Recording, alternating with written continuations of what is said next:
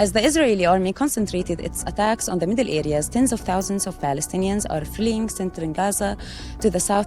The Palestinian Red Crescent Society, in coordination with the Egyptian Red Crescent, are working to establish the first organized camp for displaced Palestinians in the city of Khan Younis.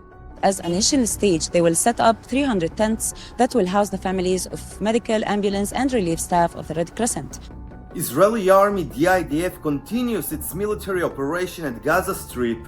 After almost 3 months of war, Israel still far from reaching its two main goals of destroying Hamas and bringing back home all the Israeli hostages. The Israel-Lebanon border is still on fire. A number of rockets were fired from Lebanon toward numerous locations in northern Israel.